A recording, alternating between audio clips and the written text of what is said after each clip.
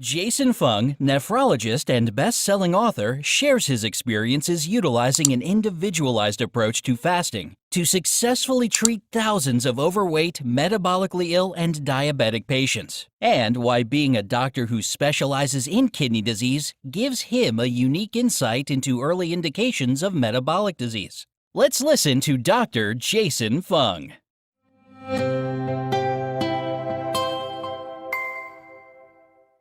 I mean, meat is probably one of the most nutritious foods there is. And I know that there's a lot of sort of debate, sort of environmental debate. There's ethical debates about ethical raising of meat and so on. But if you were to set all that aside and just say from a nutrition standpoint, one, is delicious.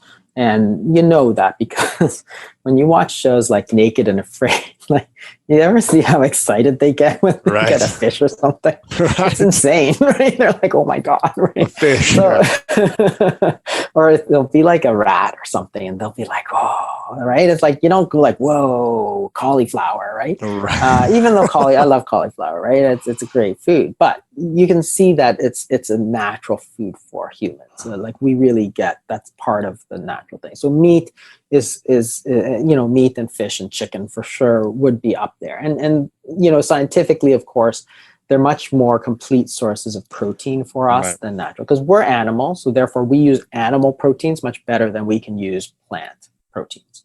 So that'd probably be a base. If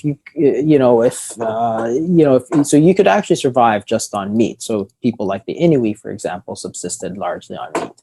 However, if you set aside the ethical, costs and so on, then you might want to, eat some other foods. So there are some carbohydrate-containing foods which can be very good too. Something like beans, for example. People have eaten beans for millennia, like subsisted on beans and so on. So that'd be a vegetarian source of very good protein and can actually be quite delicious. Like, people eat it in all different kinds of ways.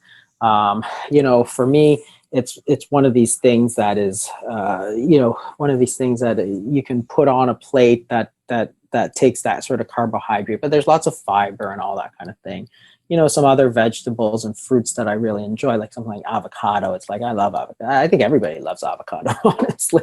So, and there's so many vitamins in there and so on. So, that's something, those are probably the main things I could think of. Like other vegetables that would be well up there. So any of the above ground vegetables, like to me, I love cauliflower and broccoli. I mean, those are just foods that I could eat sort of easily. It's one of these things, if you're trying to replace a carbohydrate side dish, like if you're thinking about, okay, I have a bit of meat, and then, in the past you might say, oh, I'll have a lot of potato or rice.